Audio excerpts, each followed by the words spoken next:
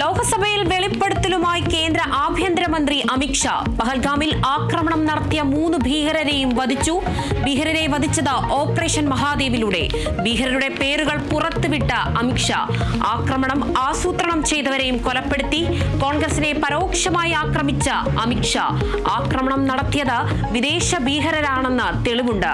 മറുപടി പാകിസ്ഥാനിൽ നിന്ന് ഭീകരർ എത്തിയതിന് തെളിവുണ്ടോ എന്ന ചിദംബരത്തിന്റെ ചോദ്യത്തിന്.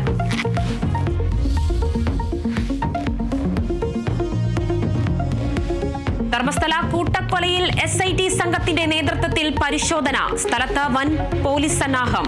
മണ്ണു നീക്കി പരിശോധന നടത്തും. മണ്ണ് നീക്കാൻ തൊഴിലാളികളെ എത്തിച്ചു. വെളിപ്പെടുത്തൽ നടത്തിയ ശുചീകരണ തൊഴിലാളിയും എത്തിച്ചു.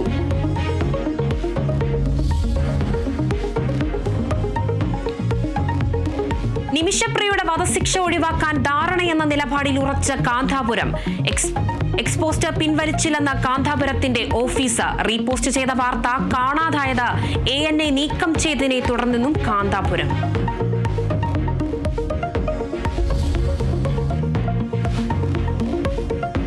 ഗോവിന്ദച്ചാമിക്ക് ജയിൽ ചാടാൻ ആരുടെയും സഹായം ലഭിച്ചില്ലെന്ന് ജയിൽ DIGയുടെ റിപ്പോർട്ട്.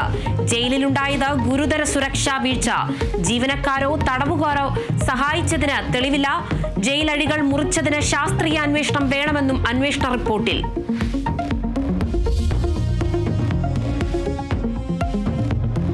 തിരുവനന്തപുരം ശ്രീകാര്യം സർക്കാർ എഞ്ചിനീയറിംഗ് കോളേജിൽ ഹോസ്റ്റൽ ഭക്ഷണത്തിൽ പഴുതാര.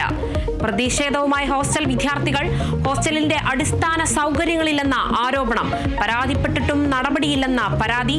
പാറശാല CSI ലോ കോളേജിൽ ക്ലാസ് നടക്കുന്നതിനിടെ സീലിംഗ് ഇളകി വീണു. വിദ്യാർത്ഥികൾ രക്ഷപ്പെട്ടത് തലനാടിഴയ്ക്ക്.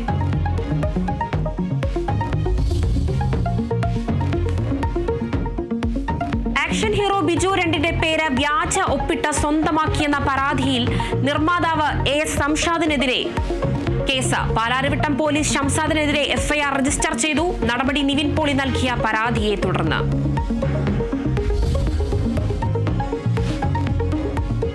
മുണ്ടക്കൈ ചൂരൽമല ദുരന്തത്തിന്റെ ഓർമ്മയിൽ നാട്. രാജ്യത്തെ നടുക്കിയ ഉരുൾപൊട്ടലുണ്ടായിട്ട് നാളെ 1 വർഷം. പുനരധിവാസത്തിൽ കേന്ദ്ര സംസ്ഥാന സർക്കാരുകൾക്കെതിരെ വയനാട് ജില്ലാ പഞ്ചായത്ത് പ്രസിഡന്റ്. അർഹരായ ആളുകളെ റവന്യൂ ഉദ്യോഗസ്ഥർ വെട്ടി ഒഴിവാക്കിയെന്ന ഷംസാദ്. കേന്ദ്ര സർക്കാരിൽ പൂർണ്ണ പ്രതീക്ഷയും നഷ്ടപ്പെട്ടുവെന്നും പ്രതികരണം. Kerala vision news exclusive.